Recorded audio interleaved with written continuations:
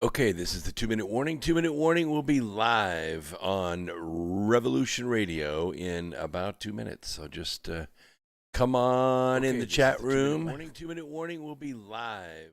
Grab your drink. Revolution. Come on in the chat room.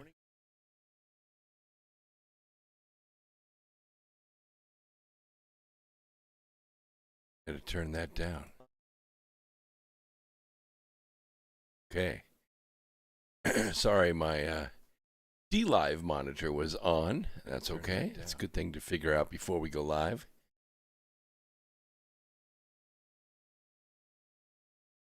Live on.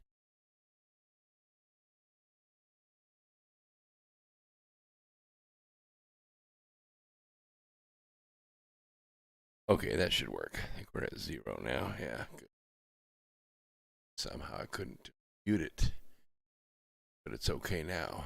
All right, let's go ahead and get live. Here we go.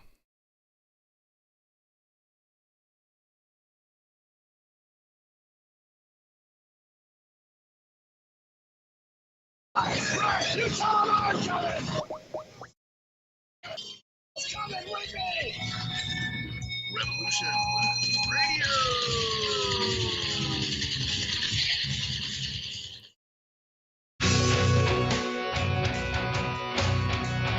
All right, thanks for listening while we took that short break here at Revolution Radio, freedomslips.com. And now we're going to get back to your host.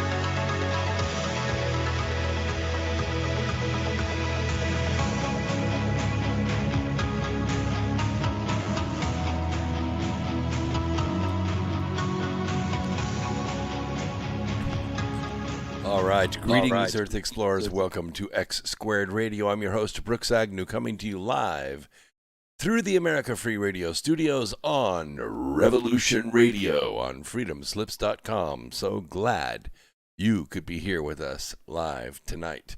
We have a lot to go over. No, I'm not going to cover the impeachment trials. It's all a show anyway. Welcome everyone to the chat room. William, good to see you there. Preston Pittman from Wilson, North Carolina. Awesome. Rehab, yeah, we'll get our groove on. Revolution Radio. This is the voice of the revolution you're listening to right now. Blue Otter, nice to see you. Oh, that's interesting. Eric, good to see you out there. Someone sent me a video stating COVID vax, like the STARS vax, cause an immune overreaction in 3 to 6 months. Yeah, I'm not getting it. I'm not getting the vax. I'm not saying you shouldn't. I'm not trying to influence you. I'm just saying that the prophylactics are 100% effective, and vaccine's not going to work for me. So I'm going to keep using my bendazole, and if I have to, ivermectin and vitamin D3 and vitamin C, and I'm immune. I can't get it, and really don't like wearing the mask, and I'm not going to get tested. So there, that's about as resistive as I can get tonight. That's how I'm going to start the program. Let's see. Oh, good. Boo's here. So we have a good moderator here tonight. This is good. All right, let's get started because we have had a pretty mild winter so far, unless you live up along the Nodak area. And in Kansas City, it's been in the low numbers, like 2 or 3 degrees. But according to data monitored and analyzed from multiple weather satellites, guess what? The global lower troposphere cooled very rapidly during the past 2 months. And we're talking about mid-latitude. We're not talking about very high latitudes like up in the Arctic Circle. We're not talking about normal seasonal weather here. We're talking about seriously intense cooling during February as record-breaking polar blasts are about to descend into North America and into Europe and into Asia simultaneously. This is not your normal weather. Solar cycle 24, that has lasted since just before, 2012, has delivered unusually low solar activity, and this has weakened the jet streams now for nearly 2 decades, reverting their usual tight zonal flows to unusually wavy meridional ones. And this reduction in energy is effectively buckling those bands of fast-flowing air, with the upshot in the New Hampshire, or in the normal, what we call the upper troposphere. Troposphere is where we live, but in the upper troposphere, we're talking about 10 to 20,000 feet. Being the transportation of tropical warmth anomalously far north, and conversely, the sinking of polar cold unusually far south. Now, make sure you pay attention here, because there's a lot of weather modeling out there, and I am not a meteorologist. I'm a mathematician. We approach this statistically, and we approach it a little bit differently than your sun doctors, okay? The cause of this threshold of frigid cold being reached has absolutely nothing, zero, nada, nothing to do with activity here on Earth, okay? First, let's talk about North America, because that's where most of my listeners are, and we'll just start with it anyway. Now, following the record cold and snow that recently buffeted Northeast, Midwest, and West, and some of you are still digging out from underneath that, North America is now on course for something very widespread and truly historic. Arctic air is about to deliver dangerously cold temperatures. This is not a clickbait weather headline, okay? This is not global warming, okay? This is climate change. And it is coming from 93 million miles away. It's not local. Now, Friday, the February 5th, which was just a few days ago, bitter cold will begin descending into the United States, and by next Monday or Tuesday, that would be yesterday and today, the majority of the country will see itself engulfed. My son's up in Kansas City. He said it's very cold, very cold. With the wind chill, it's about 20 below zero. This is the kind of cold that really freezes the ground deep.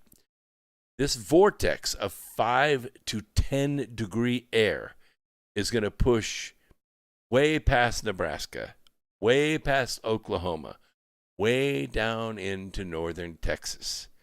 And the cold isn't expected to shift anytime soon either, persisting until at least, I would say, the 17th or 18th of February. So this is something, if you don't have warm clothes, don't go outside. If you do have warm clothes and you have to drive somewhere, you make sure you have a full tank. This is the kind of weather that will kill you if you get stuck out in, okay? And you can't sit there and run your engine to stay warm, because you'll die of carbon monoxide poisoning. Run your engine for 10 minutes, get warm, shut it off. Run your engine for 10 minutes, get warm, shut it off. And I recommend carrying a survival kit in your vehicle. Now, those of you that have ever been stationed or lived in North Dakota, South Dakota, Montana, or Wyoming, anywhere like that, you know what a cold weather kit is in your car. It's a warm blanket. It's a pillow. It is an extra pair of socks. And I like to carry in my truck some kind of can, like we used to use old coffee cans, but now you can't find cans coffee anymore. But a can like that that's big enough to hold a roll of toilet paper. I'm just saying. You take the cardboard core out of the center, squish the toilet paper down, and slide it down inside the can, okay? And then just put a lid on it. Just dry toilet paper. Not for what you think. The other thing that you need is a bottle of rubbing alcohol. And don't get the 10% stuff. Get the stuff that's 30% or better. Okay, 80% is really good because it's really flammable. You want 80% rubbing alcohol, okay? And just keep the bottle in your vehicle. Now, if you get stranded, you slide off the road in ice, you hit a snowbank, you get stuck in traffic that looks like it's going to last for hours and hours and hours. Don't run your engine to stay warm. You're only going to do two things. You're going to poison yourself and you're going to run out of gas. And you're really going to be stranded. Take out your coffee can, take the lid off, pour the alcohol, the whole bottle, right in on top of the toilet paper, and light it. And when you light it, it's going to make a gentle blue flame above the toilet paper because the toilet paper is acting like a wick. And what it'll do is it'll warm and moisturize your car. And when you get warm, blow it out, put the lid back on, don't let the alcohol evaporate. It will last all day long if you do this. You can stay for 8-9 hours. You can stay warm and keep from freezing to death. And it's a good cold weather kit to put in your car. The other thing to keep with you is a candy bar of some kind, something to give you energy because you're going to be burning some calories trying to stay warm in a car that's 20 below zero. It's very cold. Do not, I repeat, do not try to get out of the car and walk 2 or 3 miles to safety. Just stay in the car and someone will come to get you. That's the safety way to do it. Okay? Now, this snow that is going to hit and this wind that's going to come with it is going to be very bitterly cold. It's going to be heavy at times, and it's going to be unprecedented snow that's going to accompany this historic cold. We're not talking about a cold snap. We're talking about a precursor to an ice age. Now, when this happens, it reflects 6 to 10 times the sun's energy back out into space. The ground does not absorb the infrared energy from the sun. This has happened before in the last decade. At one time, there was only one state that did not have snow. All at once, the rest of the country was totally covered in snow. And the only state that wasn't covered in snow was Florida. Now, such debilitating snowfall is also going to add to the already exponentially building total snow mass for the Northern Hemisphere. This is measured every single year. It's been measured for a long time. It is comfortably above the 1982 to 2012 average, and it's growing. It means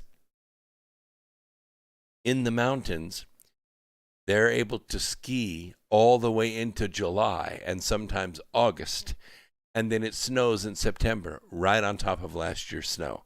That's what I'm talking about. If you've flown across the country, which not many of us have because of the made-for-TV virus, and you look down, you will see there is still snow in the mountains. There was still snow in the mountains in September, all the way out west. Now, let's talk a little bit about Europe. This is kind of weird because we had a lot of prognosticators, weather specialists, global warming nuts, that were saying it's not going to snow in Europe ever after 2020. Well, sorry to say, folks, that the story for America is exactly the same for Europe, particularly northern, central, and western regions. Now, by the 9th of February, vast areas are going to be suffering temperature departures, some 8 degrees C and to 20 degrees Celsius below the winter average. The cold will only intensify in eastern regions over the following days. And while the UK Met Office continues to bleat its ridiculous claims that snow in Britain will be a thing of the past by 2040 or 2060, blizzards have been buffeting the nation over recent days and weeks. Rare avalanche warnings have been issued in Scotland, not France, Scotland. And the snow and ice is causing mass disruption in the country's vaccine rollout. I don't have a comment about that. Just don't get me started on that, all right? Just do the prophylactics and let it go, okay? You're going to end up with the antibodies anyway. Don't do it any other way. You have a perfectly fine immune system. already going. All you need is the prophylactics. Now, I want you to look ahead because there's a lot more where they came from with the Met Office themselves issuing warnings of dangerous blizzards and power outages this weekend. So, in the same breath, we have a mainstream science telling us that global warming causes both record snow and the end of snow. Makes a lot of sense, doesn't it? For a supposed consensus, there sure isn't much agreement, right? Well, I got news for you. It gets way worse. Let's talk a little bit about Asia, okay? Asia has been struggling with its own big freeze since early December of 2020. That is not the kind of thing people like to hear.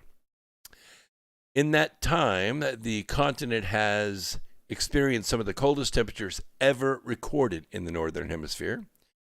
And as a result, liquid natural gas prices have risen to record highs, as have Chinese vegetable prices, while 100-plus people have now been killed in Japan alone during snow clearing operations.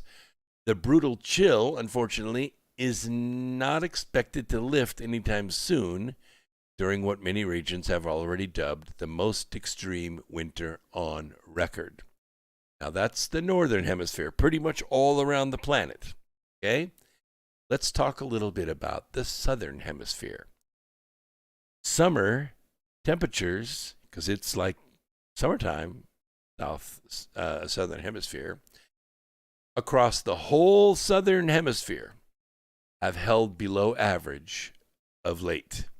And looking ahead, Australia, South America, Africa will all, for the large part, continue to suffer anomalously cool temperatures. This is the result and the reality of climate change, okay? The grand solar minimum appears to have progressed through the stages of hypothesis and rumor and wild speculation, and it is now here and undeniable. Theory, forecast, all that goes aside, we are now in the realm of reality. Of course, if they've been listening to America Free Radio for the last 5 years, they would be totally prepared. It is here, and it will impact all of us, whether the mainstream chooses to inform you or not. I am telling you that all claims of, quote, settled science and consensus and climate deniers and all absurd. It's ridiculous, and it's designed to keep you ignorant of the truth for a globalist agenda. The Earth is not warming up, okay? Global cooling is upon us, and with the Great Conjunction, historically low solar activity, cloud nucleating cosmic rays, and a meridional jet stream flow, among other strange forces of nature, both the NOAA and NASA appear to agree. You read between the lines with NOAA saying we're entering a full-blown grand solar minimum, but then they deny everything that stands for in the late 2020s, and NASA seeing this upcoming solar cycle 25 as the weakest of the past, well, probably better than 200 years. We haven't seen anything like this since America was America, with the agency correlating previous solar shutdowns to prolonged periods of global cooling. Furthermore, we cannot any longer ignore, now you can ignore all the meteorologists you want, all the weather prognosticators, you can ignore them. Listen to a mathematician, okay? I'm telling you, this slew of new scientific papers stating the immense impact the Beaufort-Gyre would have or could have on the Gulf Stream and therefore the climate overall.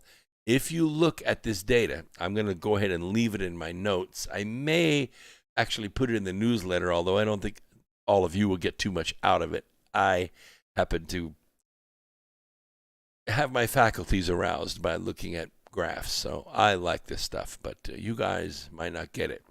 It's okay. It's okay. I'm going to explain it right now. What does this mean for listeners of America Free Radio? It means that the predictions of a movement of the Farm Belt of North America toward the south is probably very real. What we do not know, I'm zeroing in on it, but we don't know exactly how far it's going to move. Mathematicians are saying the data supports as little as 100 miles and as much as 300 miles to the south. Now, this means that the prime hard red winter wheat growing land, okay, which is the very northern part of it is Alberta, okay? It means moving from Alberta straight south, 297 miles, to Missoula, Montana. That removes about 20% of the prime wheat growing land for America. Now, wheat's grown successfully in all states, but I'm talking about single farms that are 10, 15,000 acres.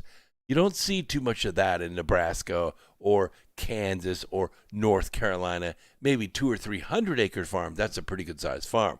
No, up there we're talking about 10 to 15,000 acres. One farmer may have 100,000 acres that he plows, he plants, he harvests, burns off, nitrates, and replants again before the snow hits again. That's 20% of that land gone, okay? Now, that is remarkable. You know, much of that land up there used to produce wheat like crazy.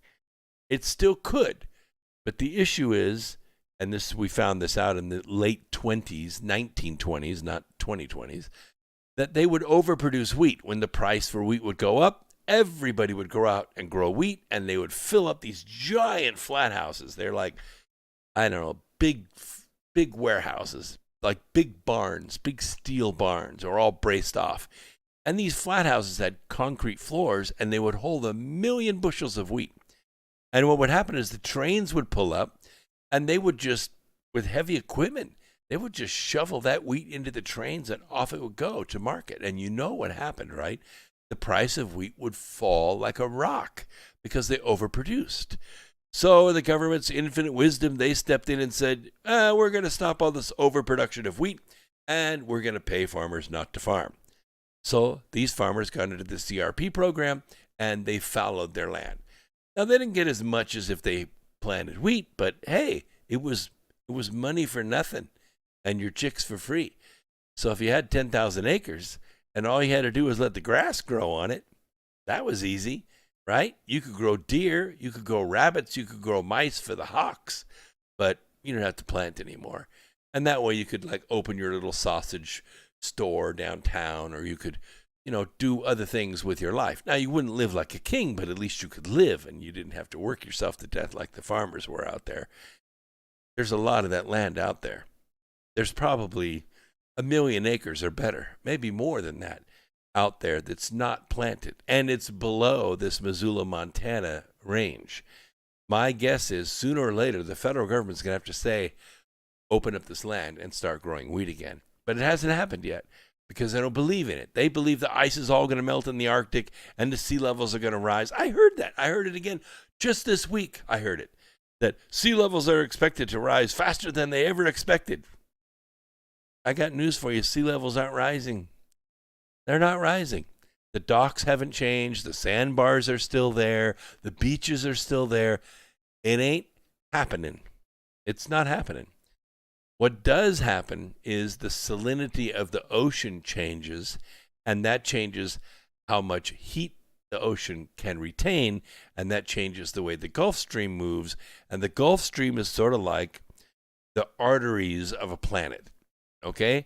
What happens is nutrients and that are pumped north by the Gulf Stream. They're consumed by plankton, which then grow to huge populations. The whales go up and eat that. The fish go eat the plankton, and then they migrate. And this is the sort of the lifeblood of the planet. Once the Gulf Stream stops flowing, or worse, it changes direction, moves over a couple hundred miles to the east or to the west, the whole migratory patterns of all the fish change. The fish don't catch on really quick, and so they die off, and they can starve the world. So these are issues that we really have to deal with. But it's not coming because of global warming. What we're actually entering into is a period of rapid global cooling. And global cooling comes on pretty quickly. We're talking about 1 to 3 years is all it takes to enter an ice age.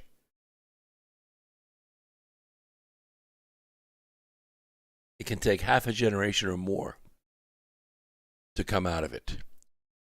Yes, Saskatchewan harvests many tons of wheat, oats, and barley, also in Manitoba. That's what Baba Susie says, and that's correct.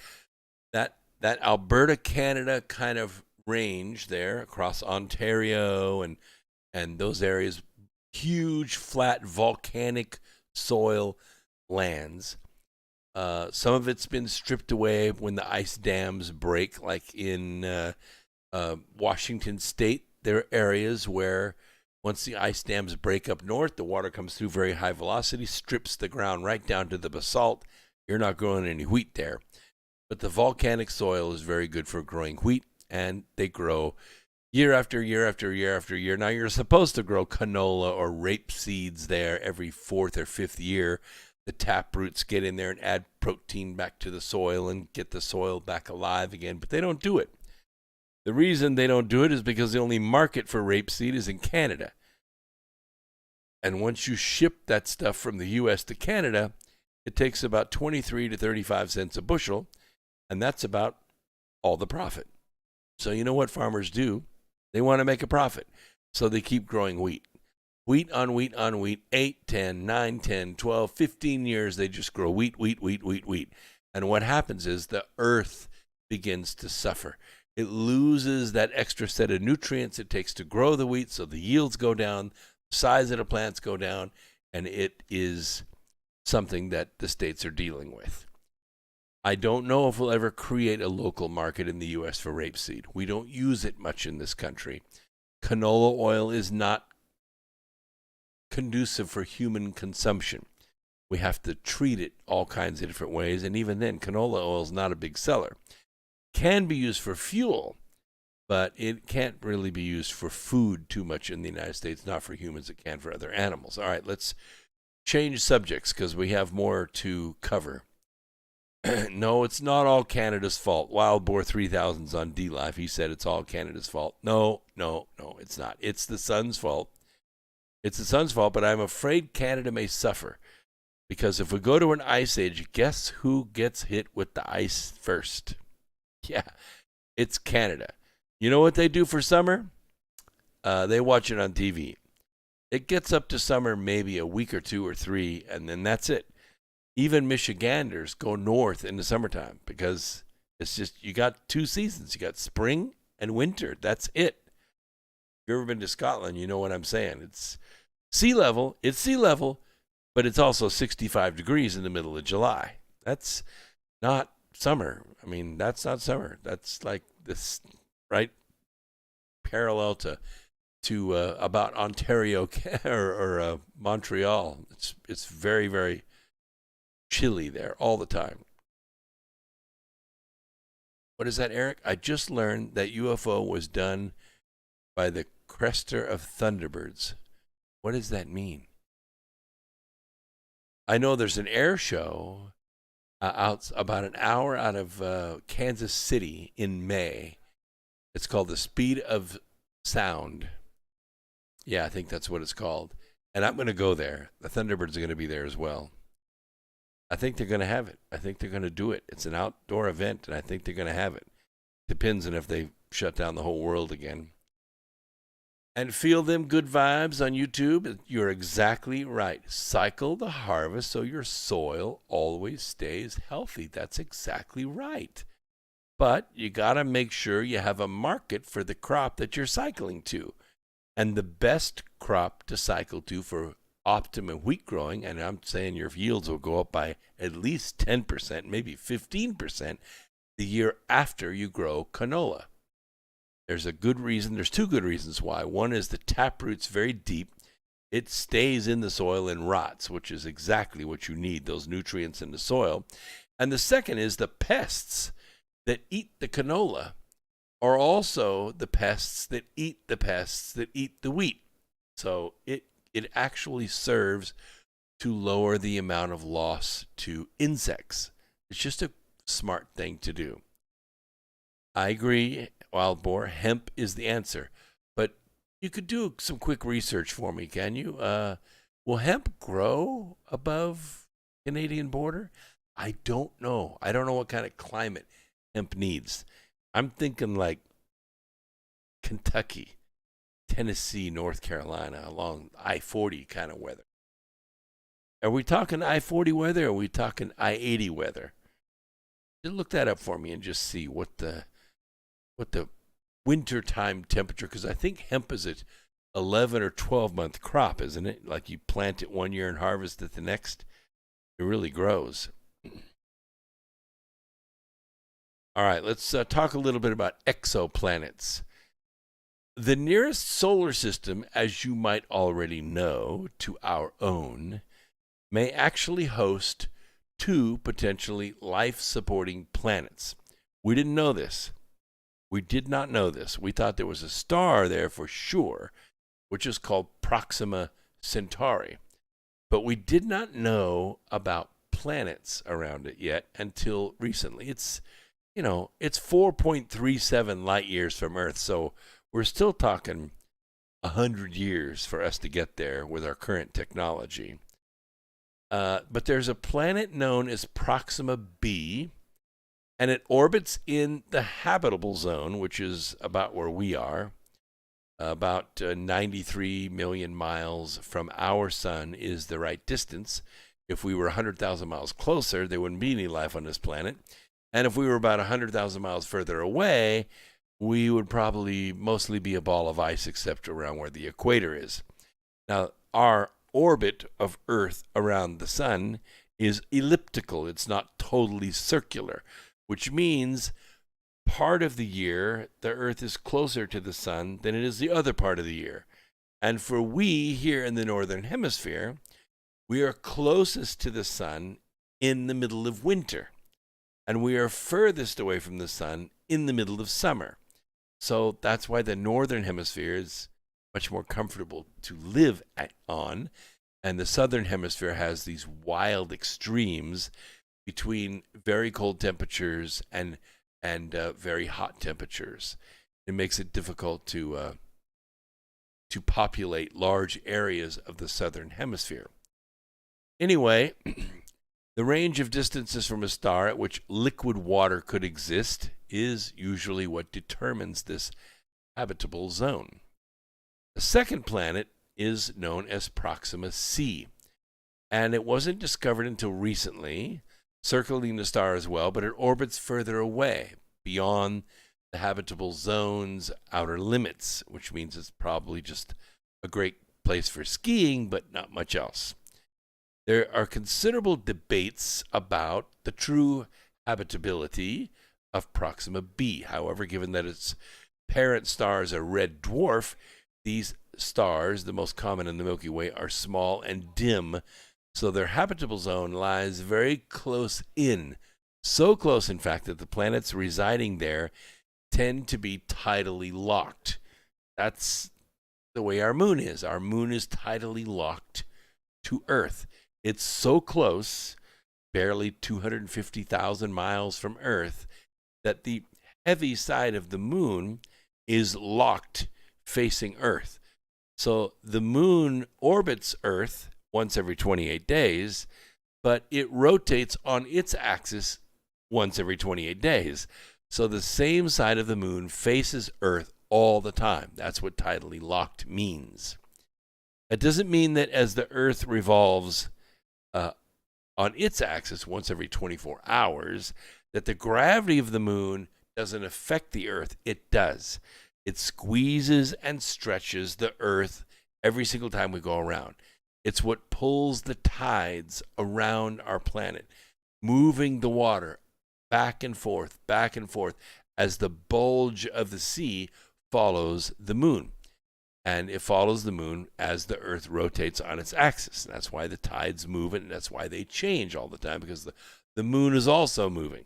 And that's why the tides change. And you have to look in the almanac to see when is the high tide going to be a month and a half from now and what time. So that's what tidally locked means. Now, Earth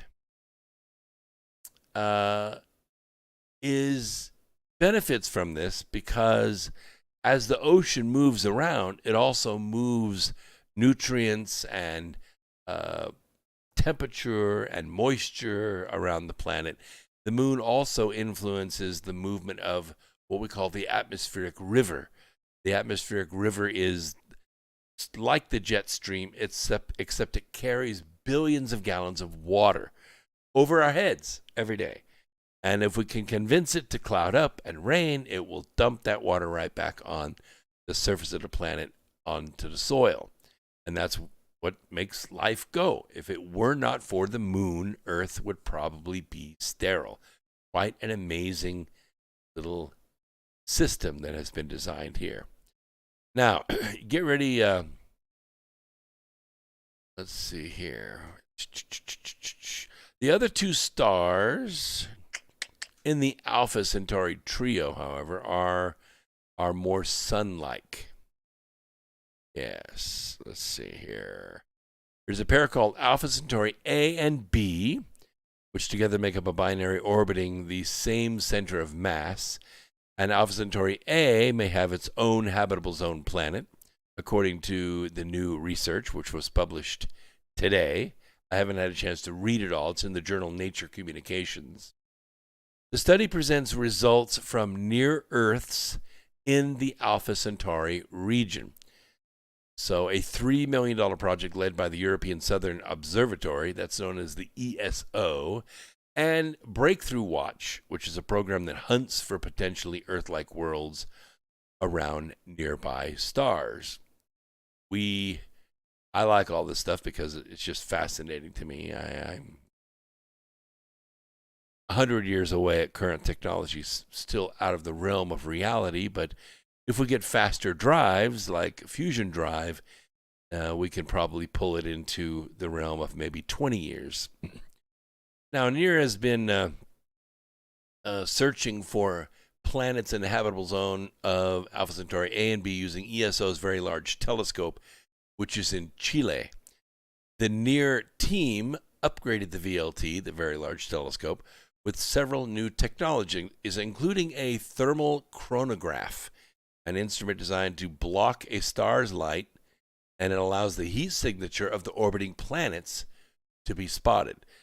The old ways, we had one where we just kind of wait for the planet to cross in front of the star, and when it does, it kind of blocks the light from the star, and the overall output from the star dims a little bit, and we measure that diminution, and we say, oh, that's how big that planet is, and that's how long it takes to go around the sun, because it's doing it periodically, so we can tell how long its day is, we can tell what its period, its year is, and tell a lot about it, and how heavy it is, and how fast it's going.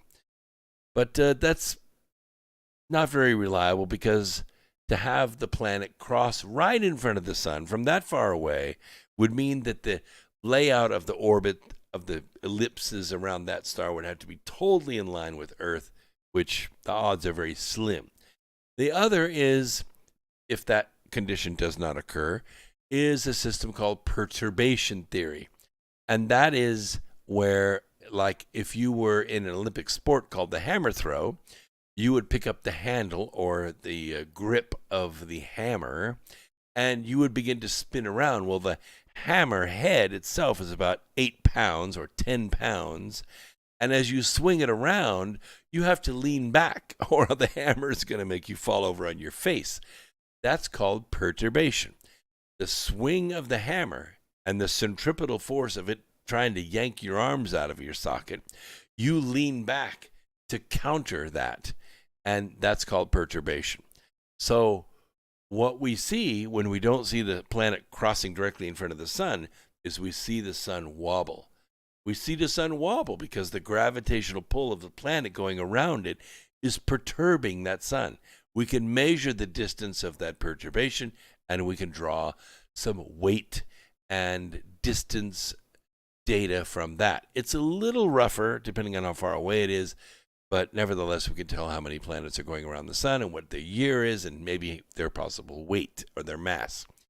This is a little bit better because it blocks the light of the sun and allows us to pick up only on the reflected energy, which we call the albedo, from that planet itself. As it's gathering heat from its sun, it also reflects some of that energy back out into space, and we can measure that.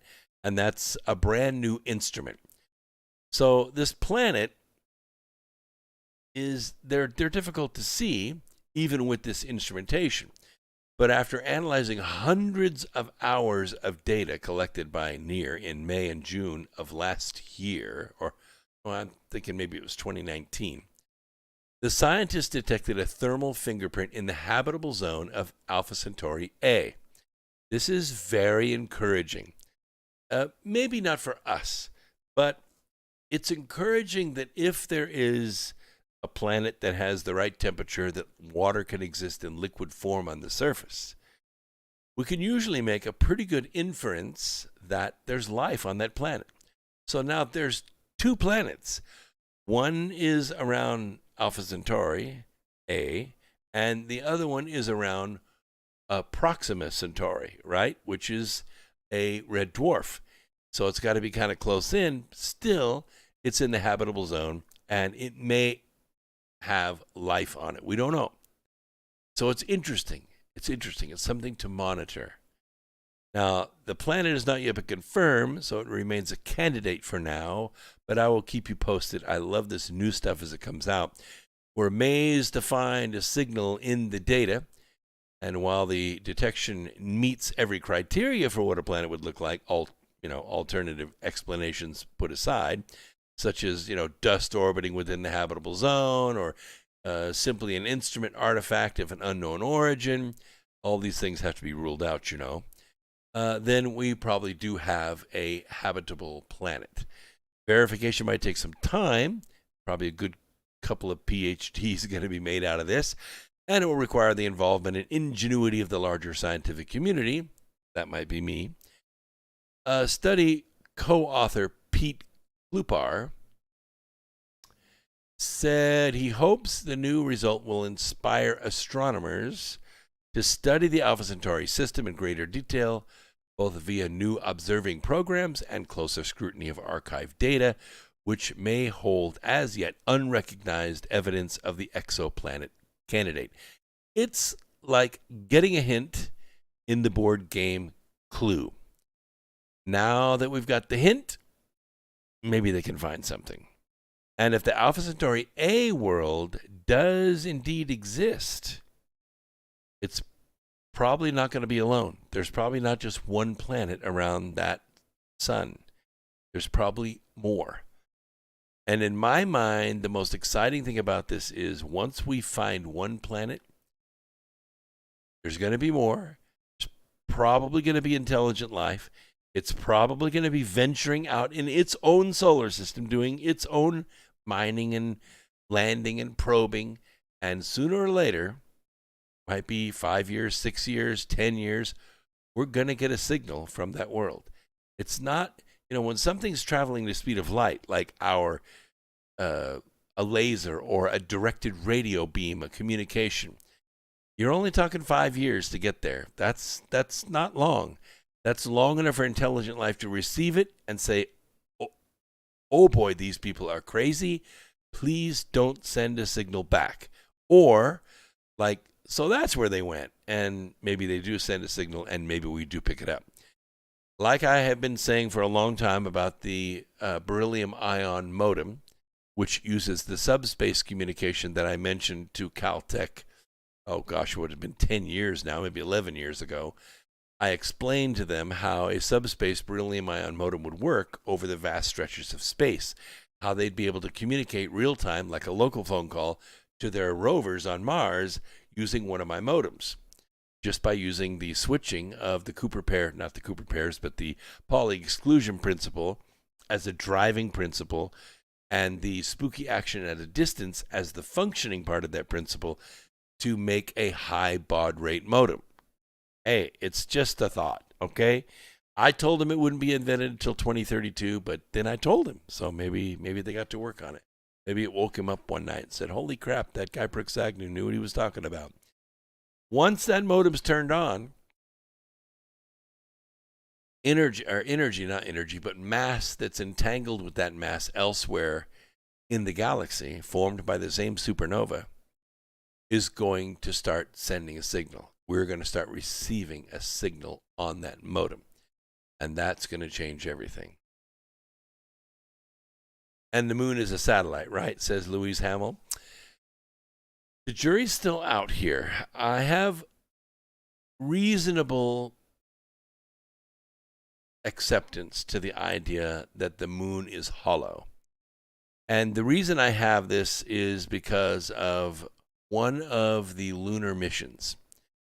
After the astronauts had gone there and they were trained in geology, they went to the moon and they set into the soil geological sensing instruments because they wanted to send back to Earth signals of vibrations or earthquakes or maybe undercrust volcanic activity from the moon to the Earth. They wanted to learn about it after the astronauts had left. So they put these sensitive instruments on the surface of the moon. They set up the transmitter to pick up the sensors and to send that information back to Earth. And then they crawled back in the Eagle, which was their lander, and it had a fuel tank on the bottom of it with enough fuel to get them off the planet. They flew the lander off the planet out to orbit, and as the fuel was expended, they no longer needed that fuel tank, so they jettisoned it. They dropped it back to the surface. So we're talking a can maybe, 12 feet in diameter, or maybe 12 feet square, and maybe 3 feet deep with a nozzle on the bottom of it. They dropped it. Now, it was made of aluminum, I'm sure. On Earth, it probably weighed 1,000 pounds, maybe 2,000 at the very most. But on the moon, it weighs 1/6 that. Not very much. Not very much. Still, you drop it from a pretty high altitude after the fuel burns out, and you've got the lander now up into lunar orbit, and it's going to dock with this orbiter that there is an astronaut in waiting for them. Then the fuel tank drops back down to the surface. It picks up speed because there's no atmosphere there, so terminal velocity is like, who knows? When it hits the planet, this empty aluminum can, the seismological instruments that they had placed into the ground picked up that impact. It picked it up. They heard it. The strange thing was that vibration continued for 2 hours. Now, normally, if you dropped a car from a 200-foot crane onto the parking lot, well, first of all, everybody would cheer. It would be great. I know you're going to think this is really weird, but we did that one time. We had a friend who drove up from the south, and he drove this crappy car. I mean, it was on its last leg. And there may have been fireball involved here. I'm not exactly sure. But we had what was called a reach fork. A reach fork is like a big tractor. It has a four-wheel drive, and it has forks on it, but the forks are not like a forklift. They're on like an extendable, protractable arm. It's for putting shingles or something up on the roof of a house, so it can really get quite high. So one of our welders, I believe it was Ben, put the forks under his car and raised it up to the maximum height of the reach fork. And then we asked him to step outside in the parking lot of our plant there in Glens Ferry, Idaho. And Mr. Ben tilted the forks forward, and his car slid off the forks and smashed into the parking lot. It was big fun at the time. I'm just saying the Earth did not ring like a bell for 2 hours, but the moon did. The moon did. So I'm kind of in the camp with you guys, especially Louise, that Earth might be hollow. Now, Now that we've decided that it's hollow, the next question, which I can kind of read into the chat room here, is it an old Death Star that somebody placed in orbit around the Earth just in the right place to haunt us? I don't know. That's a good question, and I don't have the answer to it. It could be just covered in space dust and a few meteor strikes. We won't know until we get back up there. We do know the location of several good candidate volcanic vents. Some of these volcanic vents are only 500 meters open, and all we have to do is slip, let's just call it a sun dog. That would be a robotic dog that operates off solar power. They can handle just about any kind of terrain where a treaded vehicle or a wheeled vehicle probably could not. Send a couple dogs down in there, take a few shots, get some data, crawl back out, and broadcast the information back to us. If those volcanic vents are what I think they are, which are dead-end tunnels somewhere into the bowels of the moon, then it is possible to go in those tunnels away, and these are 500 meters is a pretty good distance. It's about 1,600 feet. That's pretty good. It's almost a quarter of a mile, right? That's not bad for diameter. Wall it off from the outside, wall off a section of the inside, put airlocks in them, and pressurize that section. It might take a while. It might take 5 years to do. But at the end of 5 years, you have a habitable zone with some temperature and with an atmosphere. And all you have to do is go in there and warm that thing up and put some lights in there, and you've got a habitat. And then it's just a matter of shipping the stuff up there, hydroponics and living areas, and now we have a colony on the moon. What is it? 2020 now, right? 2021. So we're talking 20 years, 2041, we could have a colony on the moon operating and be able to venture out from the moon and mine helium-3 and water and make our own fuel and own oxygen and everything, and it can grow from there. And it's not zero gravity, it's 1/6 gravity, so a person coming from Earth to the moon could survive easily, much better than you can in space, because in space it's zero gravity, not good for humans at all. I mean, you could still exercise on the moon, it just means that you could pick up a car instead of a barbell, but yeah, you could, humans would be quite comfortable on the moon. You just probably couldn't have a baby on the moon. I mean, you could, but that baby's never coming back to this planet. Not happening. One generation, that baby's not going to be able to come back to Earth. We've already proven that with insects and worms and mice and rabbits, and once the next generation or two happens, the bones are so atrophied, it just can't bear its own weight here on this planet. You might weigh 150 pounds here on Earth, but on the moon, you're going to weigh 1/6 that, okay? So you're going to weigh about, 26, 27 pounds at best? That's pretty light. I could jump. I could hit the hell out of a golf ball if I weighed that much. But suppose you had a baby. Yeah, and the baby, let's say at age 2, is going to weigh whatever a 2-year-old weighs. 30 pounds, 32 pounds? Yeah, that's on Earth. Up there, you're talking 5 pounds. 5 or 6 pounds. That's like nothing.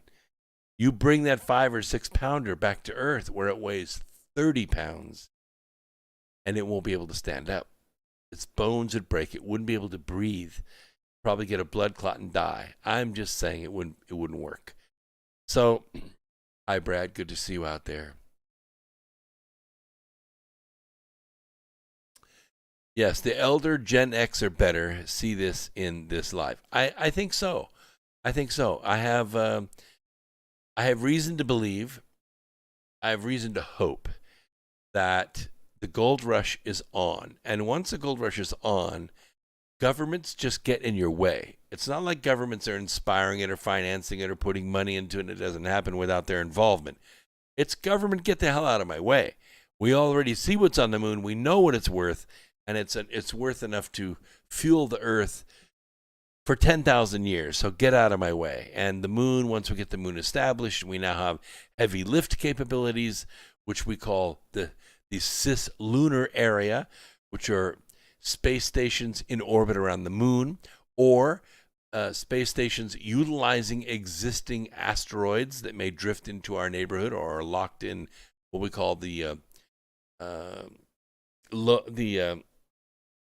equidistant areas between the moon and the sun and the earth. Okay, these are called Lagrange points, and there are usually 5 of them around each planet that's orbiting another body like the sun. One of them is on the far side of the earth, the other's on the near side of the earth toward the sun, and the other 2 are along the orbit of the earth, and these are pretty stable gravity wells. They're about the same distance from the earth as the moon. So if we were to bring not a Ceres size asteroid, but something, of that order, maybe a mile across, which would be a sizable resource to put into that gravity well, it's going to stay there. It's going to stay there, and it's going to be like a Trojan. It's going to stay there, and it's going to be very stable. And it's probably going to be nickel and iron and have all kinds of natural resources on it. And if we work with that asteroid and turn the asteroid into a space station, you now have the mass, you have some semblance of gravity, and you've got a early warning way out there, 250,000 miles away from Earth, early warning system to protect Earth against asteroids or meteors or comets that may come into our neighborhood and smash into our planet. You can put missile systems on an asteroid that you just can't put on Earth, and you could command them.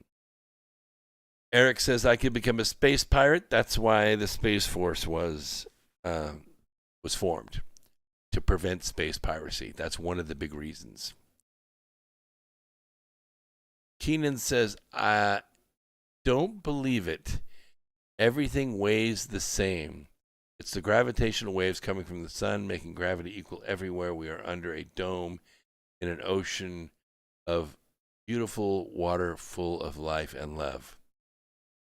Okay, and that's all the airtime you're getting. I'd say go back to the 6th grade, but you're here and you're welcome, and it's wonderful. I'm swimming with you, okay? Let's talk about Mars a little bit because it's in the news 3 times. Yep, 3 times. This is a pretty crazy thing. Not what you expect, not what you think about all the time. We have about 2 minutes in this hour, so I'm going to wait and we'll start on the Mars news right at the top of the hour. This is a 2-hour program. We have breaks right at the top of the hour, and we'll hear the music come in, and we'll let Revolution Radio have their commercial time. And we're so grateful for the listeners of Revolution Radio and for this time slot.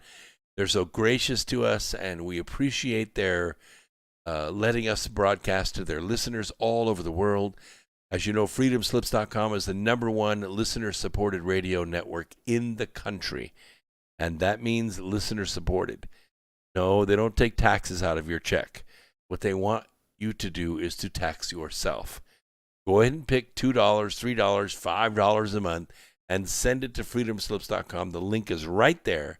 It's right there on the website. All you have to do is go there and click on it. It's at freedomslips.com. There it is right there on the screen for all of you that are streaming with us on Twitch, Facebook, or DLive, or YouTube. We're all doing that simultaneously. Listeners all over the world on all the venues. I'll just check really quick. So we got about 50 on YouTube, about 25 on DLive. I don't see any on Facebook right now, and there's 1 on Twitch. I would like to get my Twitch listeners up, although I don't really fit that community too well. I love Twitch. I think it's a wonderful idea, but it's just what it is.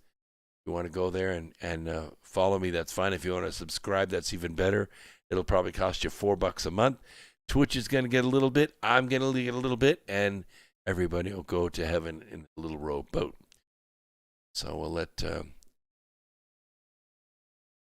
Revolution Radio have its commercial time here in about 30 seconds. We should hear their music break in. I just flashed on the lyrics to Dear Prudence. I'm working up a song. I'm working up, what is it? You Say by Lauren Daigle. You like that song? It's not that hard to do. It's only 4 chords, but it's still difficult to sing because it's just difficult to sing. Easy enough, but I like doing it.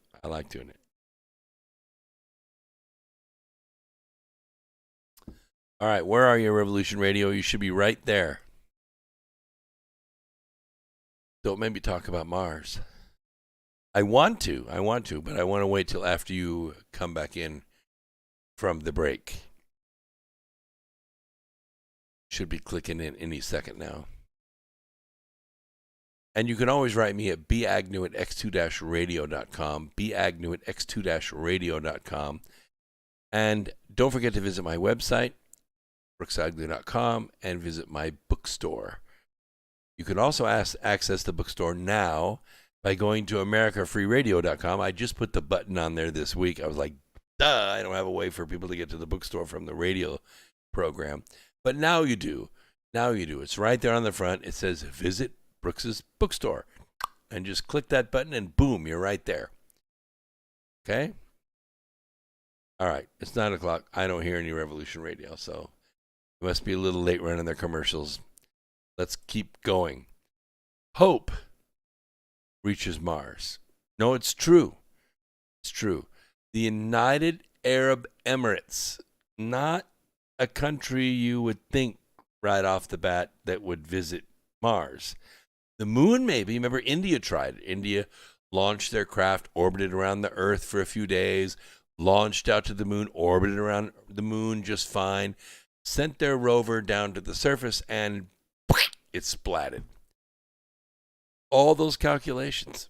It's just not that easy to do. But it is amazing because Hope, their little satellite, successfully entered orbit around Mars yesterday. Yeah. Hope completed a 27-minute burn. Wait a minute. I have a message from the studio. Let's check and see what it says. Oh, it looks like they disconnected. So let's see if I can reconnect to them.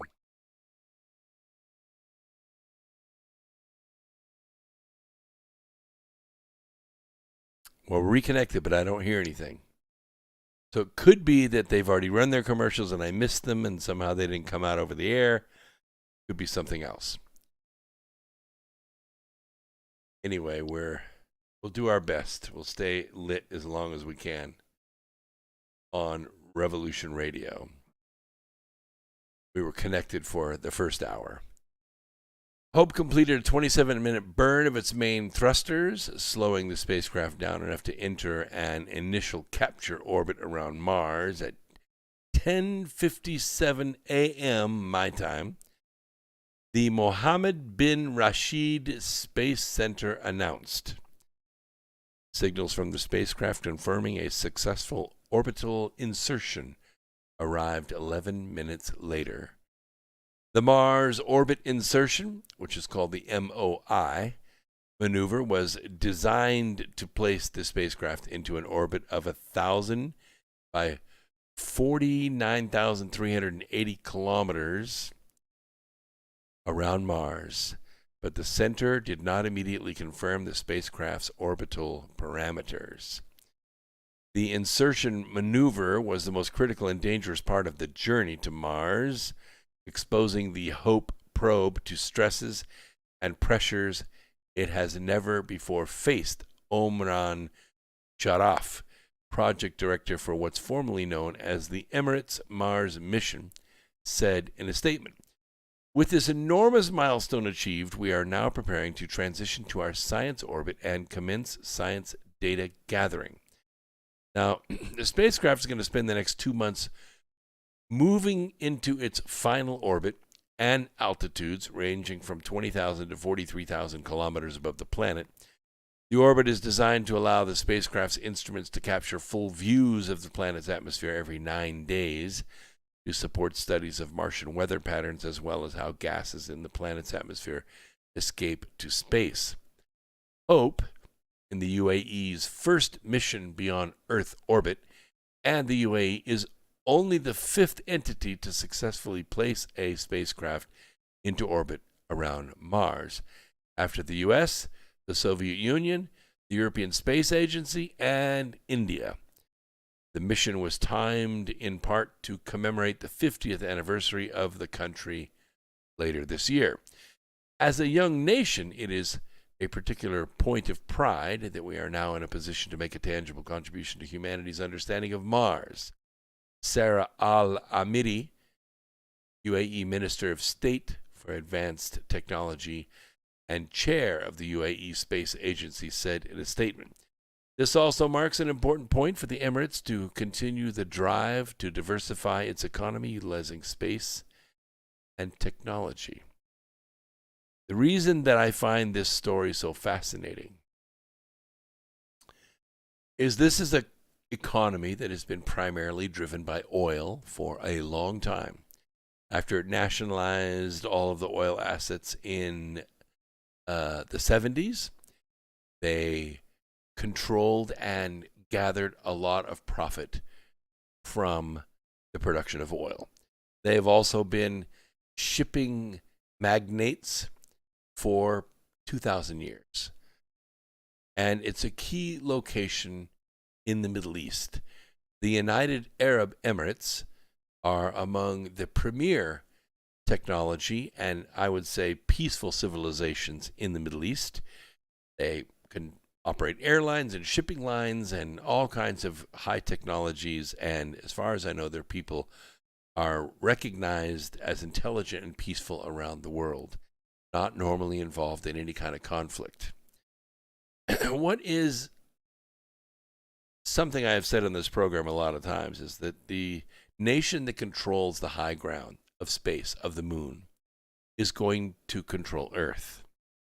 So when you think of all the nations there are on Earth and all of the cooperative nations that worked with one another to put space programs in space, it is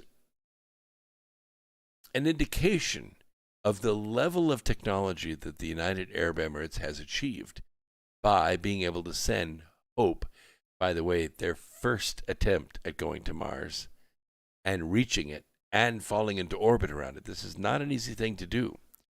Not an easy thing to do at all. And to have this not only happen from United Arab Emirates, which is a fairly geographically small country, although they certainly have the monetary resources. India, which covers a vast expanse, has amazingly intelligent people. They have a mission at Mars. And also what's going to happen is today, China is going to reach Mars. So now we have 6 nations that are going to be using or accessing or sending information back from Mars. Russia's been there for a long, long time. And to think HOPE is just going to capture the ebbs and flows of weather on Mars to a degree that wasn't possible before. It fills in a gap. They came aboard and they were a team player. They didn't say, well, we're going to go to Mars for our own reasons and we're not telling you what we're going to do. This is a showcase. It's an absolute showcase for how space exploration has become an increasingly international cooperative endeavor. And I think it's a great thing. It's a way that when you have a frontier for humanity, even if it's just something to send machines into and gather data, it tends to unite us as a people, tends to provide a way for us to avoid conflict. It has always been that way. It's been that way whether we were exploring the other side of a desert, the other side of an ocean, the other side of a mountain, even being able to utilize the technology to get, what does it say?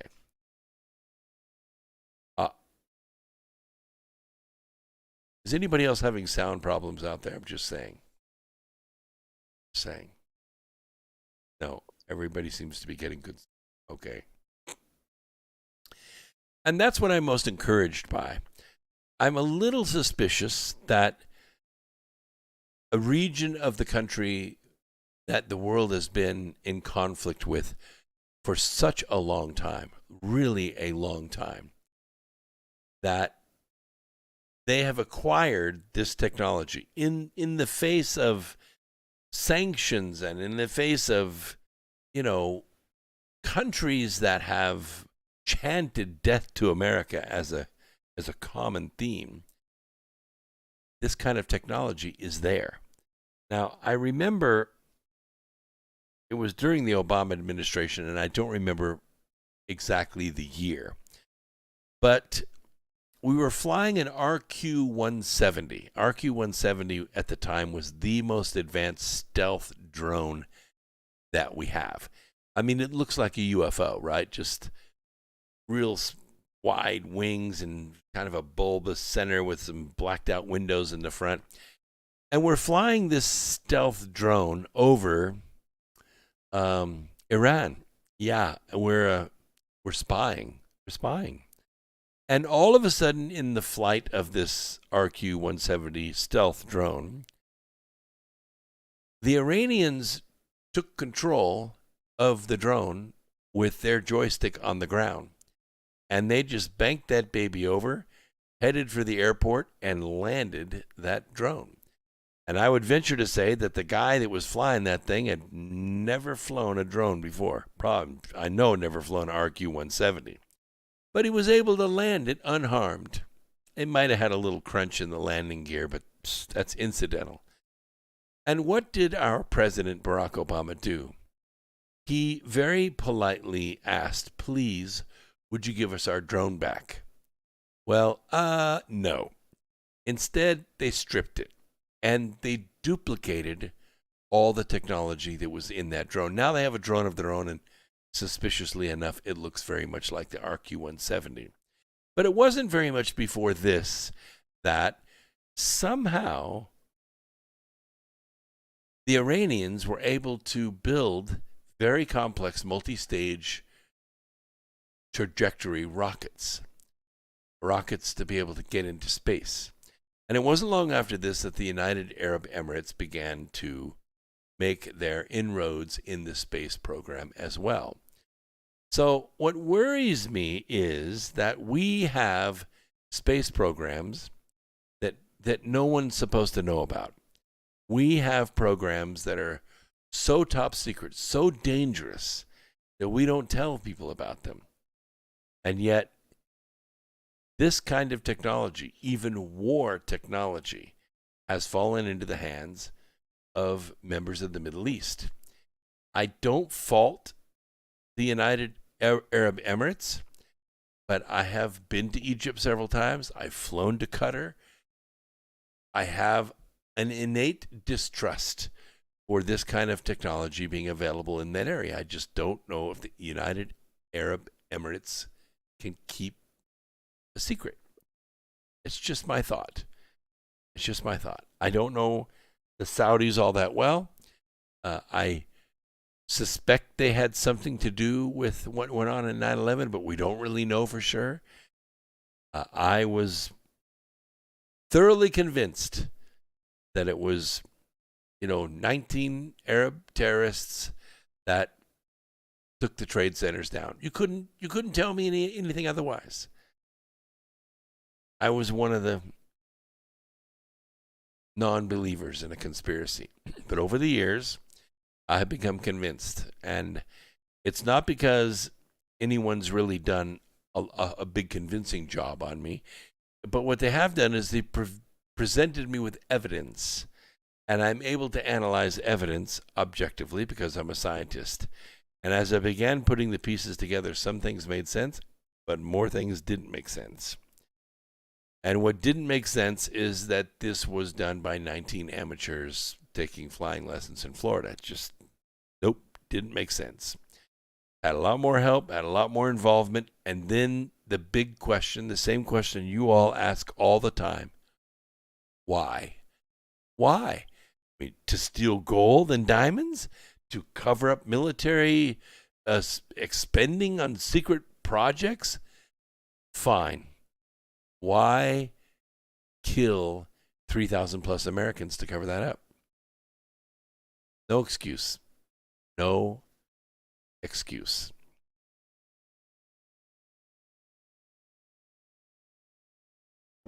So here's what bears on everything. What is that, Mark? What's Kamala gonna get on you, Blue? I missed something up further up in the chain here. Let's see. Baba Susie says the landing on the moon and the accident of Apollo 13 united the world indeed. Just even in prayer for the astronauts' return is a frontier many want to see.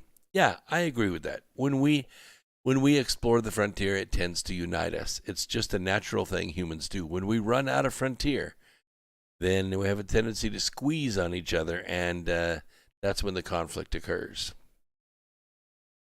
Half Q, what? Looks like I've upset Brooks. How did you do that? Oh, I see. No, you haven't upset me. No, you're fine. James, I know about the satanic rituals. I'm not going to talk about them tonight. I am going to say that whatever goes on with the 1619 Project, you need to avoid that like the plague. That is founded by pedophiles, and that is the rite of passage to get into that organization. Have nothing to do with the 1619 Project. Those people are all evil, and they're all going to hell. Hopefully quickly. And we have already reached 100 messages tonight on our restream. That's a little late. Usually we do that in the first 45 minutes, but I understand. There's a lot of competition out there, especially against programs like this. And I, for one, really, really appreciate you being here. In fact, what I'm going to do is go to DLive right now, and I think I'm going to give away some lemons. How about that? Oh, wait a minute.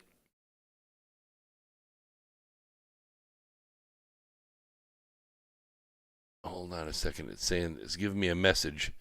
Something about the live stream.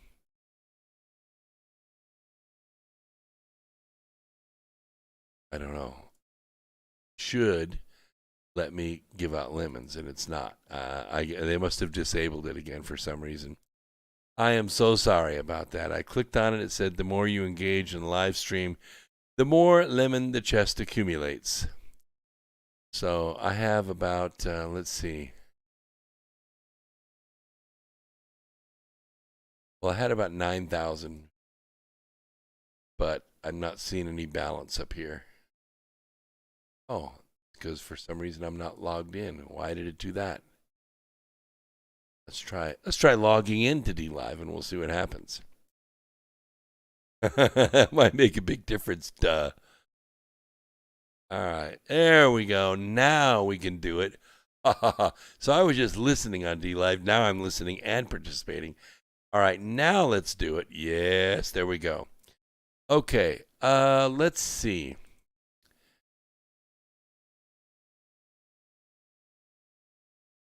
Okay, we're going to submit that. We're going to send out 155.7 lemons, and we're going to do that right now. So in about 30 seconds, we're going to find out who the recipients of those lemons are. And this will be good. And then we're going to talk a little bit about the Chinese probe and some other things. 20 seconds to go. We're going to find out who the winners of the lemons are coming from the America Free Radio studios. Got a lot of people. I see a lot of chat moving along there. That's okay. You know, it changes around all the time. It's very random. It's not like I get to pick. 2 seconds. Here we go. Aha. James Bright, 46.6 lemons. Falcon 80th. You are so lucky. 27.2. Michael 1973, 19.9. Big D 1955. A fantastic year, by the way. 16. And Bush H. Bonton, 13.6. You are all now a little richer. We're listening to America Free Radio. Thank you so much for being here. Thank you for showing me the heart, Falcon 80th. You're the best.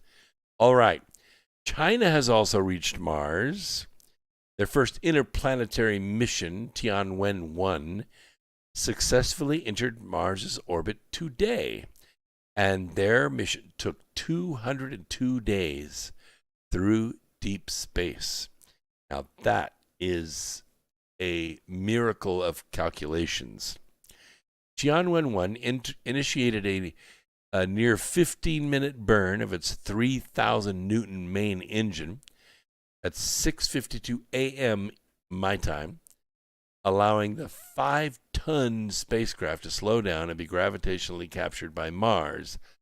Now, the Mars insertion was designed to place the Tianwen into an elliptical orbit of 400 by 180,000 kilometers, inclined by 10 degrees, with an orbital period of 10 days. With Mars more than 192 million kilometers away from Earth and a light time delay of 10 minutes and 40 seconds, the braking burn was by necessity pre-programmed. Intervention would not be possible in the event of a mistake. Tianwen will gradually lower its orbit to allow for observations of Mars, and then, this is a lot more complex, we shall see. I know the Brits tried this with the Beagle 2, and it splatted. It's also going to begin preparations for the entry, descent, and landing attempt of a 240 kilogram, that's about probably a little over 550 pounds, close to 600 pounds, solar-powered rover. An event expected to take place around May or June, according to the China Aerospace Science and Technology Corp. The orbiter is expected to approach as close as 265 kilometers to the surface, allowing a high-resolution camera to return images with a resolution of better than half a meter per pixel. That's pretty tight. You should be able to see Opportunity and Spirit down there, still looking up from their frozen spot on the surface. This capability will use to map a targeted rover landing site in Utopia Planitia, landing coordinates of, well, it doesn't matter what those are. Tianwen-1 joins the United Arab Emirates Hope mission, which arrived yesterday in orbit around the Red Planet. Soviet, Japanese, and U.S.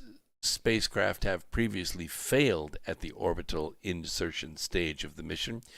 The Soviet Mars 4 mission was unable to fire its engines. It was dark, and thus continued past Mars. While NASA's Mars Climate Orbiter in 1999 approached too close, resulting in a mission-ending interaction with the Martian atmosphere. We call that a catastrophic failure. Tianwen-1 is designed to collect an array of diverse data, both from orbit and on the Martian surface. Long Xiao, a planetary scientist at the China University of Geosciences, told Space News that Tianwen-1, equipped with a total of 13 scientific payloads to study Martian morphology and topology, study the surface regolith, and search for water ice with radars. How this is done with radars, I invented ground probing radar back in the early 80s. This is done by using radio waves. The radio waves will go out. They reflect off of various substrata. And in the reflection, various signals are greatly attenuated. That is to say, they're knocked down. What's left behind are the wave shapes that emanate from a, let's call it a harmonic reflection off of certain chemicals. One of them is water, another is natural gas, another is, crude oil, things like that. Although it'd be kind of interesting to find crude oil on Mars now, wouldn't it? Talk about global warming. Anyway, what happens is that spectrographic data comes back. You analyze the peak and the area under the peak, and you can determine the volume. Unfortunately, for them, the invention requires 2 antennas. You have to have one antenna that's a receiving antenna far off, and you have to have a broadcast antenna that does the simple broadcasting. Without the two antennas, and one of the antennas has to be movable, and that is to say its angle has to be able to change so that it kind of look down into the ground or look up at the surface. You can't triangulate. If you can't triangulate, you can't take the tangent of theta in order to find the depth. And that's the issue. You could say, yeah, there's water here, but you can't say how deep it is. With the triangulation technology of my ground probing radar, you would be able to tell how deep that water is, but they did not take all the technology. By the way, the first technology that I sent to NASA was in 1996. See, that goes back a long way, doesn't it? But that technology was sent to Mars, and it was used on the Marsus program. The most unique aim is to search and map distribution of water ice on the subsurface of Mars. 2 sounding radars will be operated independently, with one on board the orbiter. This will conduct a global survey, but will focus more on polar high-latitude regions. The other is on the rover. As the radar data processing and interpretation is very complex, so the ground and satellite radar data together could provide more reliable results than a single one. It's true, but you have to understand we're talking about tangential data here. And the further away you get, the more oblique or obtuse the angle. It means it's sort of like being able to look at one spot on the highway with headlights on a vehicle. You understand what the problem is, right? The headlights go splaying on down the highway 600 to 1,000 feet. It lights up the whole highway, right? So you can't really pick a spot. That's the problem. The angle of the headlights to the highway is so small that you cannot get a readable amount. Likewise, if you go too vertical past 45 degrees, because at 45 degrees the tangent becomes 1, right? Then what happens is you lose your resolution. So both antennas have to be on the surface, the broadcast antenna and the send antenna. The way they're using the antennas now is very similar to the way HARPs are used on Earth. If you'll see where the HARPs actually are on Earth and where they operate on Earth, they're all placed, all 27 of them are placed fairly close to what are expected to be petroliferous zones. That is to say, large deposits of oil and natural gas. And what happens is they take the signal, broadcast it up to the ionosphere, bounce it off the ionosphere back down to the Earth in fairly high amplitude, extremely low frequencies. Those frequencies penetrate the Earth, and then they drive around on the soil and try to pick up those modulations coming back off. That's how all the big oil finds have been found. That's how the oil was found in Texas recently. It's probably something like 46 billion barrels. It's like the biggest find ever. Unfortunately, it's right underneath Texas, and it's not federally protected land. So it's quite possible that in the next decade we could be tapping into that, and our oil and gas worries are over. That's how the oil in North Dakota was found. That's how the oil off the coast of California was found. It's all found using HARPs. So that's basically what they're doing on Mars. There's obviously not much radio interference on Mars, and so they use the signal directly from the satellite right down on the Earth. The trouble is, as we said there, you're talking 10 days to go around Mars, right? Which means you're whipping along pretty well. You're only going to be able to take measurements for a few minutes each day. That's it. If that. Well, if it takes 10 days to go around, you're only going to get a few minutes every 10 days. If the ISS was such a thing on this Earth, you'd only get a few measurements in 2 minutes at best, maybe 30 seconds every 2 hours. So that's how long it will take to gather data. And yes, it's complex. If it was easy, everyone would be doing it. All right. What's going on in space is that there is money in space. Ed doesn't ever admit to being wrong. He changes the rules. I rev all the time. I learn with his DVDs. Ed, I don't want to go back up and find out who Ed is. Just catch me up. Yeah. Jan Wen translates to paid by Biden. Yes, exactly. Paid by U.S. taxpayers. Brad, space greetings to you too, my brother. Good to see you guys out there.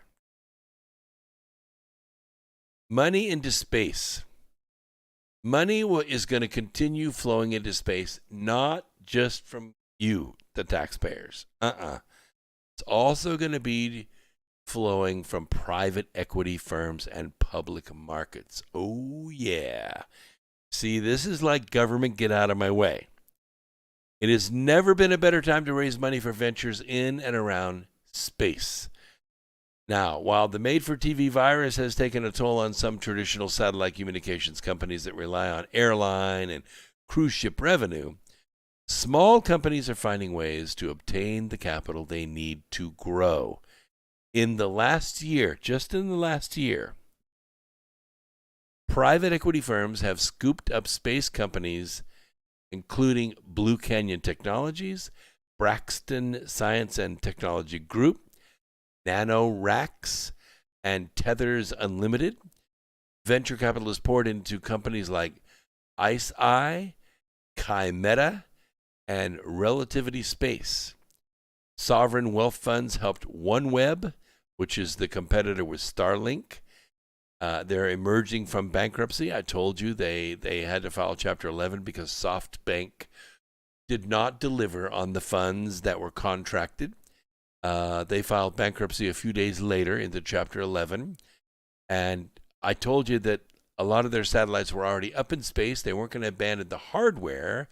What would happen is the debt would have to be restructured, and they have to what's called securitize some of that debt. And they would eventually emerge from bankruptcy as somebody scooped them up. And that's what happened. Sovereign wealth funds gathered them up. And don't forget, SpaceX continues to serve as an investment magnet with $1.9 billion raised in the last funding round. And they've been successful. They're making about $14 million profit per launch, carrying government things up into space. And they're also launching a good number of their Starlink satellites. And once they get enough Starlink satellites up there, they're going to turn the system on, and they're going to be able to deliver internet from space.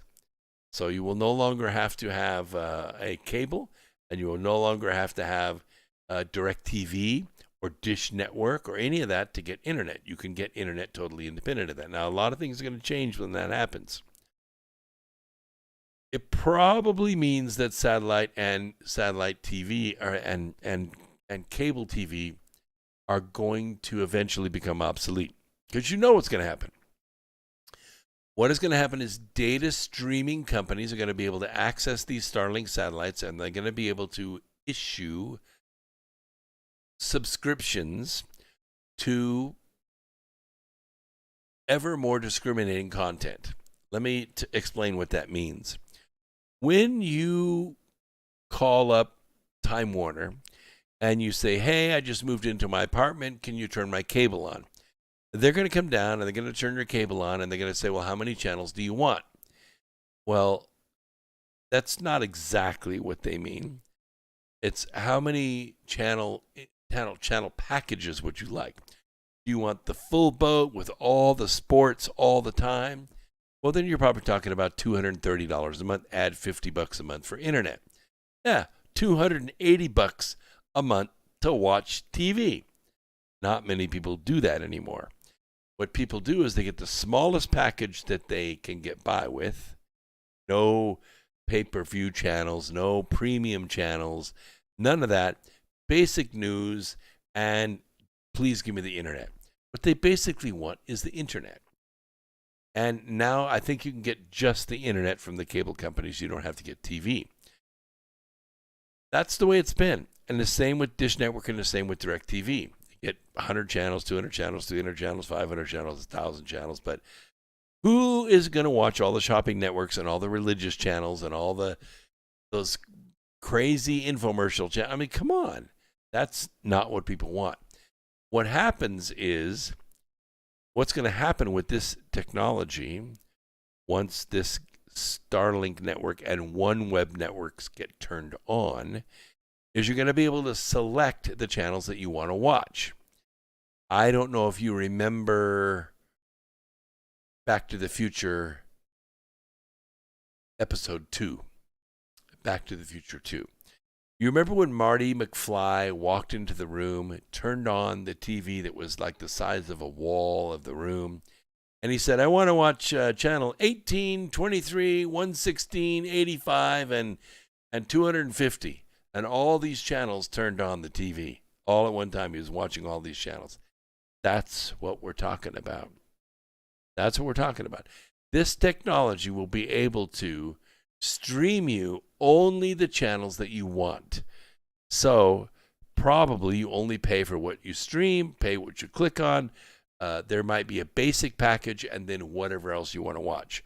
So if you're a sports nut or you're a religious channel nut or a shopping network nut, you want to watch Deedle Dash all the time, then that's what you can watch.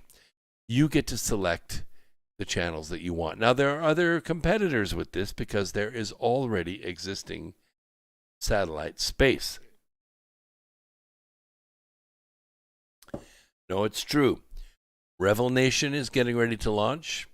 Now, this is not so much for consumers as it is universities. Universities have a need for this dedicated streaming so that they can distribute their content and receive content from all over the country.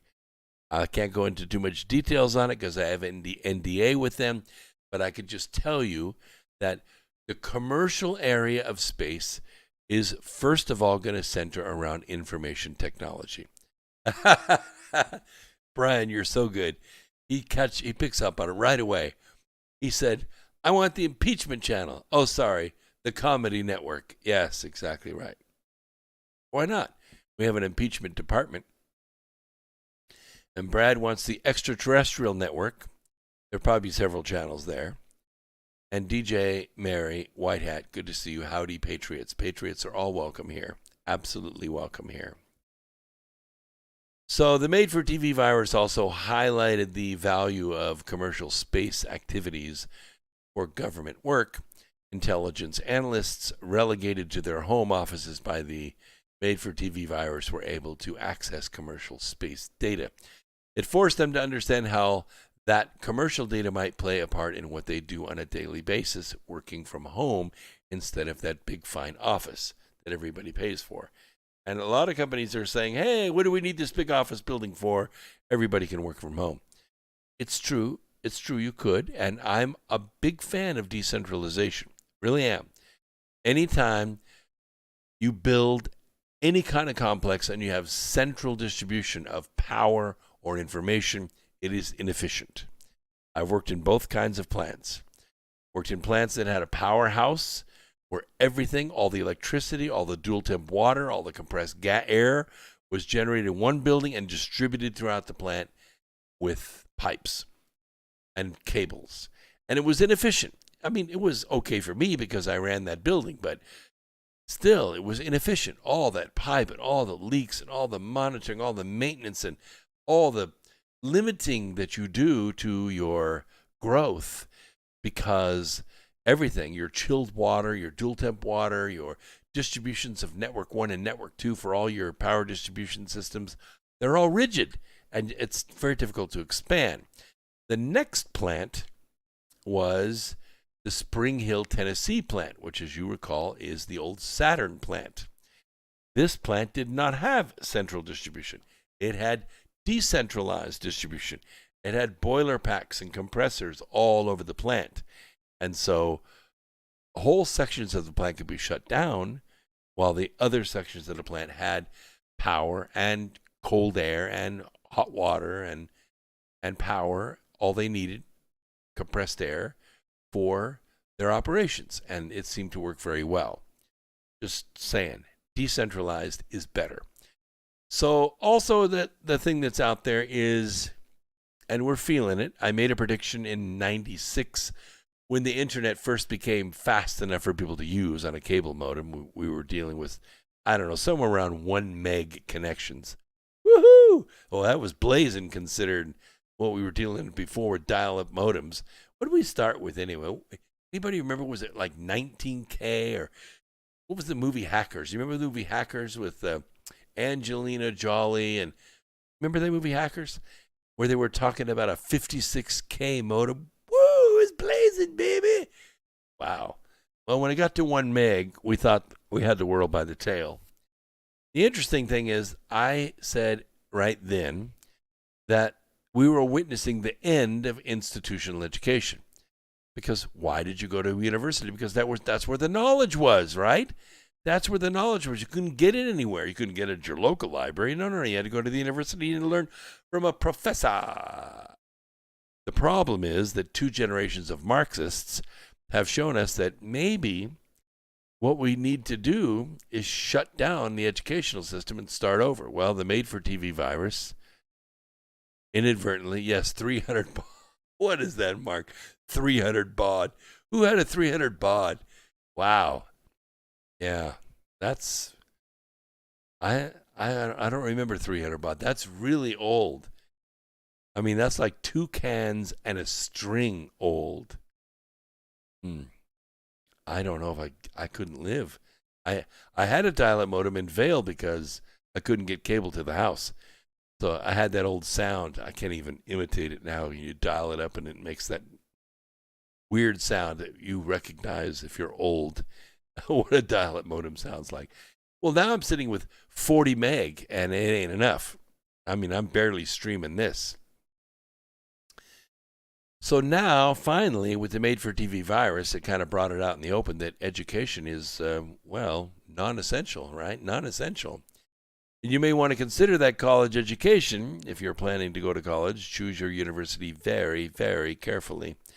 Because Virtual Joe's administration stealthily eliminated a Trump-era proposal mandating that educational institutions in the United States disclose their relationship with the Confucius Institute, which has close ties to the Chinese Communist Party, and the Chinese Ministry of Education, which is 2 steps above the Deputy Chief Director of Paper Towels.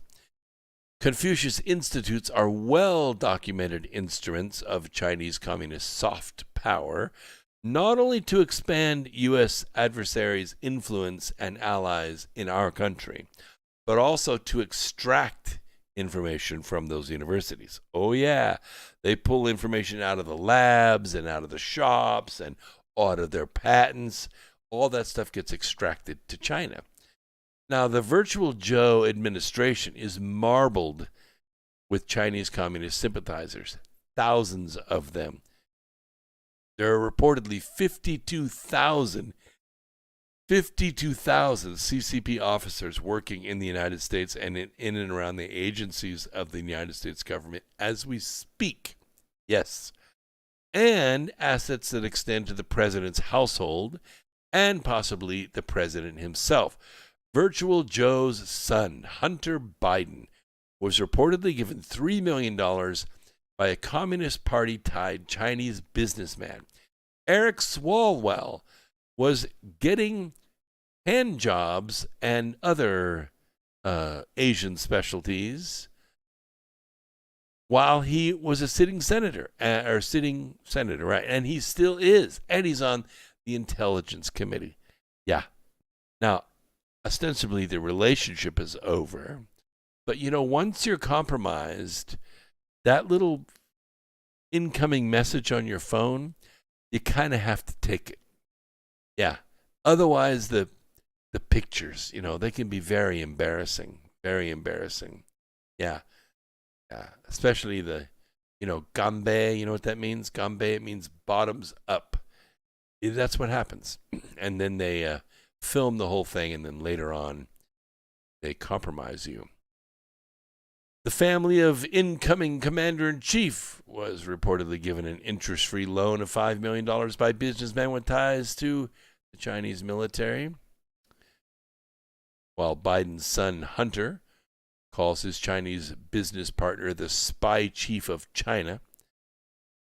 The order Biden administration rescinded, first introduced to the Department of Homeland Security by the Trump administration. This was right before 2021, so this is like December of 2020. Originally sought to require student and exchange visitor program certified schools, that'd be all the universities that accept Chinese students, to disclose agreements with Confucius institutes and classrooms, a process the administration hoped would curb communist China's attempts to steal intellectual property and learn other compromising information about the U.S. Well, the Confucius Institute claims to build public educational partnerships between colleges and universities in China and colleges and universities in other countries. Yes, that's exactly how they do it, with their money. So, following years of various infiltration by Communist China into American institutions, such as universities, what we have now are Marxists coming out of our university system. They don't know what it's like to be a patriot. They don't know what it means to be an American. And parents don't want to send their children there anymore. Now they've kind of made it easy because the made-for-TV virus has had a side effect, and that is that it has shown us that university attendance is now no longer essential. All the information you need is online. May not be very well organized, but it's getting there because it has to, okay? The Democrat Party is rife with communist influence operations. So more decisions in China's interests are to be expected from Virtual Joe's administration. And it doesn't stop there because we have incoming Director of National Intelligence, Avril Haines, is nothing like the last two that we've had. And Secretary of State Antony Blinken worked as a beltway firm at a beltway firm called West Exec, which scrubbed its work on behalf of the CCP from its website shortly before the election. Yes, I said that right. Longtime Virtual Joe security aide Colin Call, tapped for the number 3 spot at the Pentagon, worked at an institute at Stanford University that is twinned with the Peking University, a school run by a former CCP spy chief and long seen as a security risk by Western intelligence services. So I'm just saying, set up yourself to get the knowledge. I can tell you right now that the degree, the sheepskin from the university, is no longer important. Not going to mean anything after this year. Brad says, I've recently been more patriotic. Recently. That's redundant, Brad, but I get what you're saying. Those of us that have served, some of us have good memories and some of us have bad. But when a parade comes by and they're playing the music and you're seeing the uniforms, and it's just something. They're just something. For the Mavericks to announce that they're no longer going to play the national anthem at their games, I'm afraid the Mavericks are done. They're done. You have to understand that patriots buy tickets. Patriots like sports, patriots like beer, patriots like having fun and supporting our nation. And you need to remember, guys, do a little history. The reason football became a national sport, the reason baseball became a national sport, the reason basketball, invented in this country as a sport to do during the winter inside, was created, was to increase participation in patriotic activities. It was to show the flag. It was to march the color guard. It was to show the ROTC people off. Okay? That's what it was for.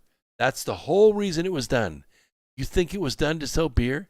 You think it was done done to build blimps and have satanic halftime shows? No, it wasn't.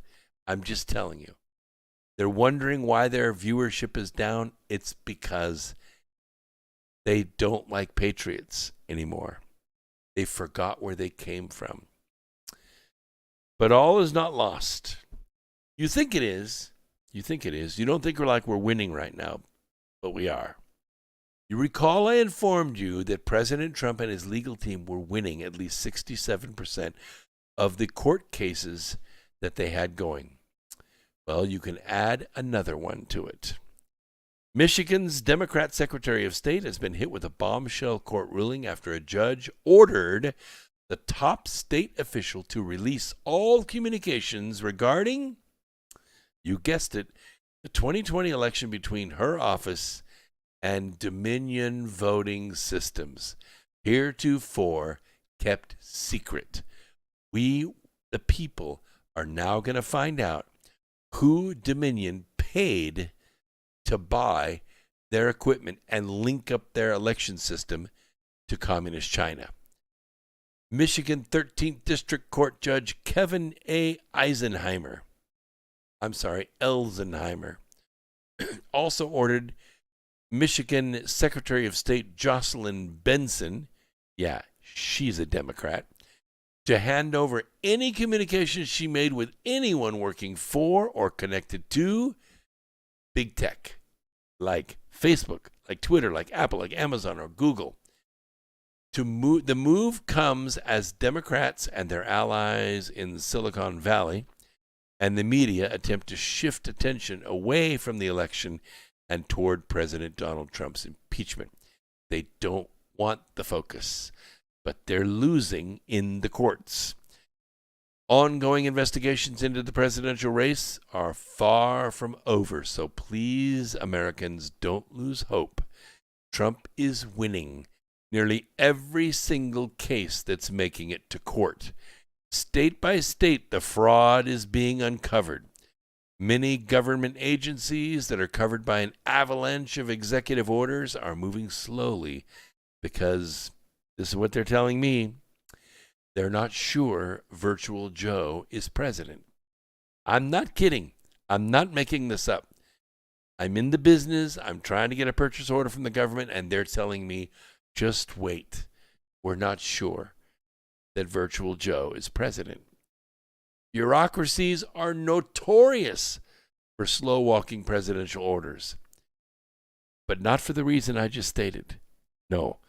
Usually it's because they don't agree with it, or they don't want to spend the money right now, or yes, we're doing it, we're working as full cooperation, comprehensive, you've heard all the words before. But not because they don't think the president is actually the president. Yeah. Federal employees are mostly liberals, and they mostly hated Trump. So they colluded with one another to make sure his policies never saw the light of day. I have the recording of the phone call right here. I can play it for you. This comes from state agencies who are not sure if Virtual Joe is actually issuing these orders. They don't think it's him. They are actually waiting to see how this all comes out before they act in a new form of nullification. I'm not kidding. If President Trump continues to win these lawsuits, what's going to happen is these two key states, we had 5, that I predicted. I actually predicted 5 or 6 would stop their counting. They would starve the system of enough electors for either a camp to win 270 electors, and that's what happened for a long time. And then it would go all the way to either the 20th Amendment, where Congress actually elects the president and the Senate elects the vice president. It was almost there, and Arizona was arguing its case, and it looked like Arizona was going to win. In other words, Arizona was going to make the case that they wanted to withdraw their certified electors because they did not represent the true vote in the state of Arizona. And there were other states lining up to do so. Arizona was on the House floor doing that. at the time the Antifa and BLM activists broke into Congress. Well, they didn't actually break into Congress. They were allowed in. In fact, I have a videotape. It was taken with a body cam of a storeroom inside Congress before the doors were opened. Before the doors were opened. BLM and Antifa activists were inside Congress dressing as Trump supporters, disguising themselves as Trump supporters, and they were going to start the process of terrorizing the House of Congress. And that's what happened. That's what happened. The truth is going to come out. The truth will come out eventually. But what will happen is we'll get to these two states. It doesn't matter if it's Georgia and Pennsylvania, if it's Michigan and Arizona, it doesn't matter. Two states is all it takes to rob Virtual Joe of those electors and to give the election to the rightful winner. However, it's going to take some time, and you got to be patient. Concerns regarding voter integrity in Michigan first emerged on the morning after the election, when a deep red county in the north of the state appeared to show a clear victory for Virtual Joe. However, further examination revealed that 6,000 votes in that county, tabulated by Dominion voting systems machines, actually were flipped from Trump to Virtual Joe. That provides, by the way, a 12,000 vote spread. 6,000 away from one, 6,000 added to another. That's 12,000 votes. That, it now appears, is just the beginning. The media called the vote flipping a software glitch and blamed it on human error. The news left the American public stunned and triggered demands for lawmakers to investigate the matter. Lawmakers clamped down on it. They didn't want to investigate. They didn't want to release any information. They put everything under lock and key. In addition to thousands of votes that were flipped from President Trump to Virtual Joe, Central Lake, Michigan, located in Antrim County, resident, William Bailey, was concerned about ballots that were rerun through the Dominion tabulator machine after a 262 to 262 vote tie occurred. Hey, we'll see you on Sunday night, 8 o'clock, right here, America Free Radio. Peace, Earth Explorers.